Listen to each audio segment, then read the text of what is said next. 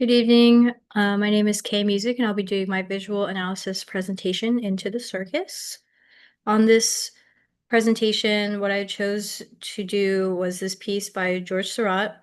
It's called The Circus, and it was produced in 1891. Unfortunately, one of his last pieces that he was able to do because it was the end of his life. This piece was left unfinished, so we won't be able to see what exactly it would have looked like fully completed, but what we have here now is still absolutely amazing. And I do really enjoy this piece because of its bright colors. Seurat used a lot of yellow, blue, red, a lot of the primary colors in this piece. The most prominent color being yellow. The color choice could have been due to he wanted to relay the feeling of cheerfulness, joyfulness, excitement that came from the circus. And he really encapsulated that in this piece.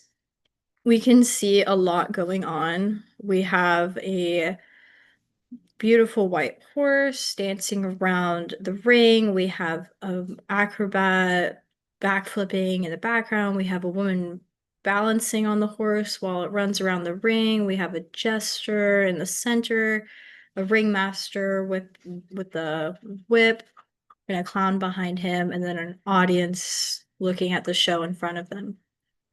Uh, in this piece, Seurat had composed it with a lot of small dots placed with precision to create a whole image.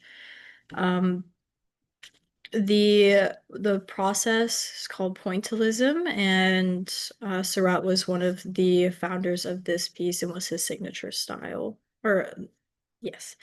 So in the painting, a lot of the points that I chose to highlight were, of course, color, which he used to translate emotion, mood, feeling. He also used it to add a nice deep contrast of the shadows. So we see a lot of blues in the shadows, which are pretty prominent around the jester and the folds of the curtains, the stairs, to separate the audience from the show.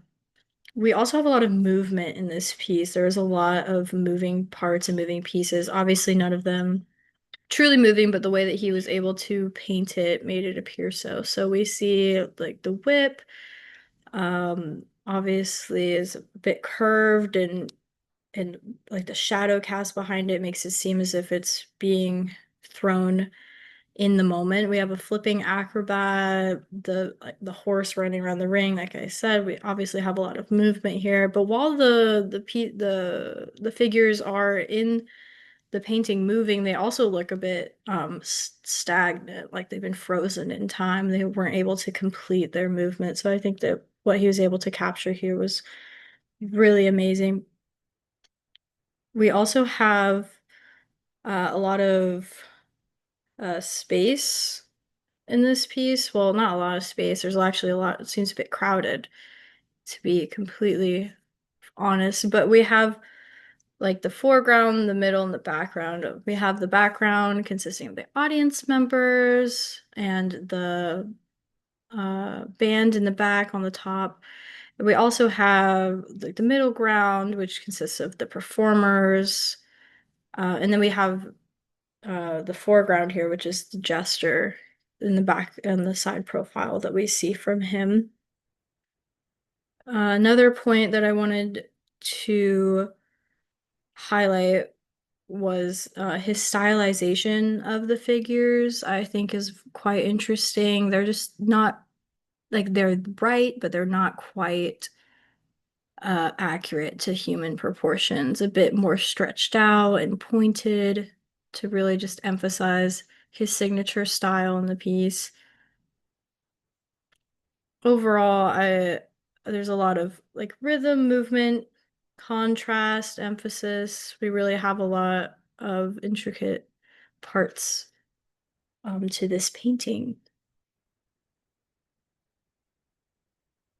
So this last was a slightly higher contrasted version so it's easier for us to see. This is the official art piece displayed.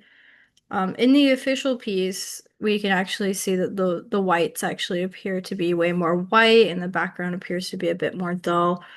Um, Probably due to the aging or maybe because of the incompleteness of the piece. In the top corner here, we can also see that this is actually a mirror reflecting the ring, so we can see that extra detail that Seurat has given us.